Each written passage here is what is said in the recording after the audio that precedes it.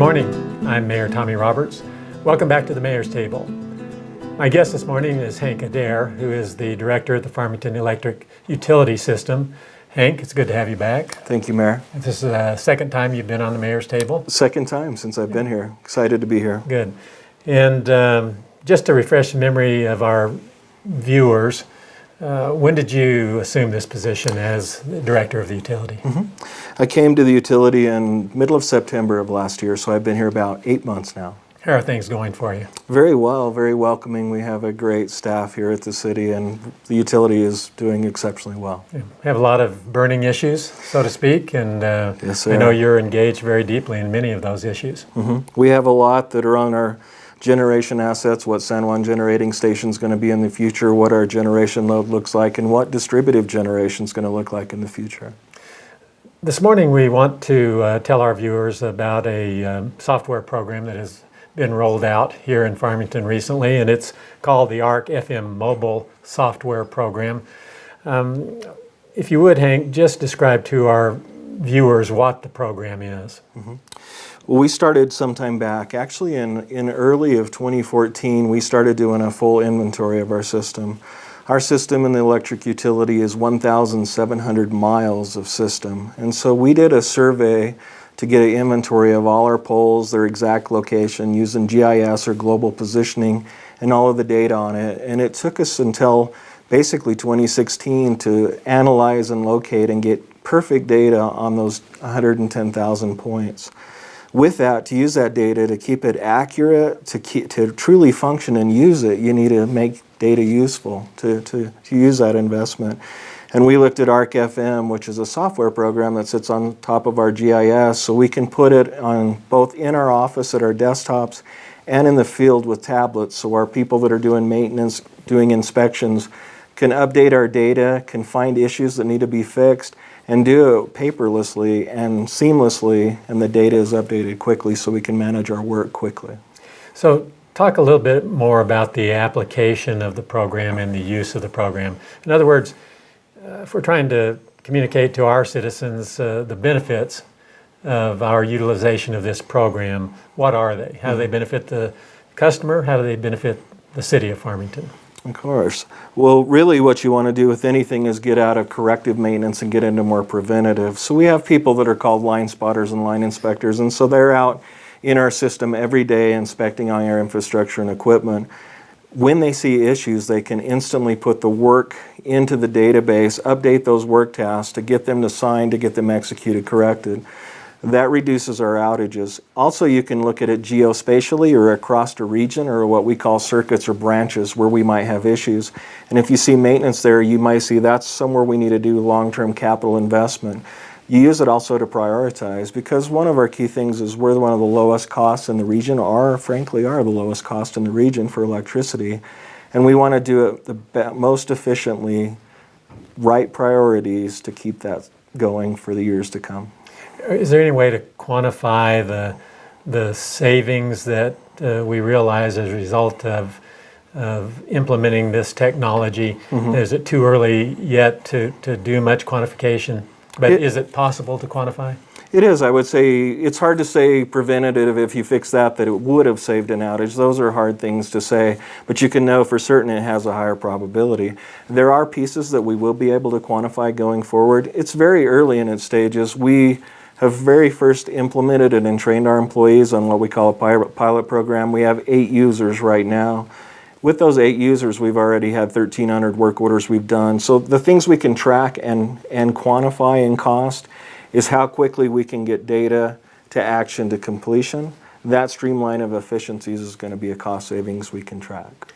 It's hard for me to envision exactly how the system works. So if you would, and I'm going to assume some of our viewers are going to have a hard time kind of visualizing how it works, but you've already done the data gathering. You've inventoried all the data points and inputted those into the system. And so let's just say that we've got somebody out on the street, an employee out on the street, maybe sees an issue that's visual in nature. Can he remotely input a request for a work order Is that how it works, or is it? That's exactly it. Is you have a person, it could be any employee that has their tablet in the field, they see an issue, they instantly create the task with enough detail that there's not a lot of troubleshooting. It's not like maintenance crews will come out there and say, gee, I need X widget, really Y, because all the data from the visual will be done in the field, which instantly, like cloud-based, if you will update the database. Then the database will get it. The foremans or the supervisors of those crews will assign the tasks and the crews for work to go execute it. All of that happens without anything going on, and it's updated automatically. So it quickly allows us to get to the work, and it allows us to look at work and say, 6 work requests are in this area. Instead of us driving from here to, say, Middle Mesa, an hour and a half away, and then coming back, you localize or group that work to make yourself more efficient. And then while you're doing the work, you're updating as you complete the work order with the data on the tablet. Then you're updating the database with the new up-to-date information, so everything's accurate. Is there a role for the customer to play in the application of this system and the implementation of the system? I guess what I'm thinking about is, let's say that I'm driving down the road and I see something that looks out of the ordinary with a line or a pole. Do I, as an ordinary citizen and customer of the utility, have an ability to tap into the system to provide notification of an issue, or is that something that's just already done in our current setup? I think that's already done. We wouldn't allow people to get access and update our system. You know, we want to keep it seamless, but we do have that opportunity for that employee to do it right now. They would call our customer service or 599-1353, update that data, and then we would put it in the database immediately, so it would still get into the system a myriad of formats. So I don't want to be too brief on this topic of the kinds of applications and uses that can be made of the system. Have we touched on everything that we want to communicate to our viewers in the context of applications and uses?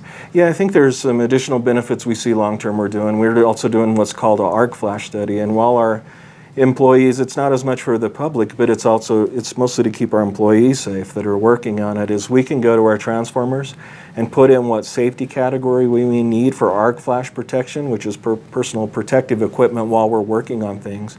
And our employees will have that at a moment's notice when they're sitting at a transformer, so they can look at that data and see what they need to keep themselves safe.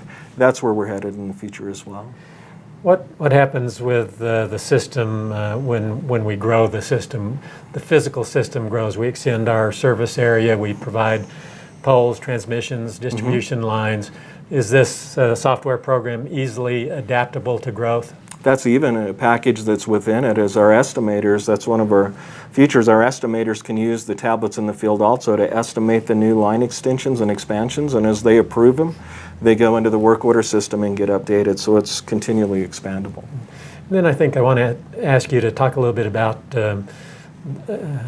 costs and benefits. So I'm sure the utility did some kind of a cost-benefit analysis in actually pulling the trigger to purchase and implement the software program. Can you speak to those relative costs and benefits? Yeah, the relative cost to maintain the platform itself, the software platform, is $26,000 per year. Easily, we'll do that within our workforce and what we see as capabilities of savings. You know, if we want to quantify them and we're taking hours of work in terms of work order process, it'll easily pay for itself, that annual $26,000 cost. Mostly it's in streamlining and efficiencies where we'll see the benefit. You mentioned that we've processed 1,300 work orders since April. That's correct. How would you expect that number to grow over time? Well, I'd say we have, dozens and dozens of employees within our departments, and right now we're only tapping 8 for those work order systems. I would see that we're probably going to be 3-fold, 5-fold, 6-fold of what we are now in the process as we get going and get beyond the pilot program. It's looking exceptionally promising. I'd be very interested to get an update on this, say, a year from now, when you may have had an opportunity to quantify some of the savings. Yes, sir. But in principle, it sounds like it's a great program to implement in the utility system, that there's going to be a significant savings in in the context of better efficiencies Yes, and sir. the use of resources. Yep. And I just think it would be very nice to be able to see that those benefits quantified at some point down the road. How will you quantify those gains? Well, I think we'll look at the number of work orders we're turning over currently, and by that I mean turnover from initiation to completion. And we'll look at what we're turning over currently in the time frame beginning to end, if that's start to completion. We have the same staff. We're very staff neutral right now going forward, so we'll look at how much work we're getting done through this process this year compared to last year. Okay. That's the easiest answer for it. Hank, I want to thank you for being here, and as I do with all of my guests, I ask, is there anything else you'd like to add? Is there anything that we haven't touched upon in my questions that we should be addressing? No, sir, I think we covered all the big topics of it. All right. Again, thanks for being here with me this morning on the Mayor's Table, and we'll look forward to that time when we can update our viewers on the implementation of the program and some of the results that we're getting. I know you've got some other initiatives going on in the department, and you'll want to be taking an opportunity to get that information out to our viewers, so we'll have you back soon. Very good. Thank you, Mayor. I want to thank all of you for joining us again here this morning on the Mayor's Table, and we'll look forward to seeing you again next Monday.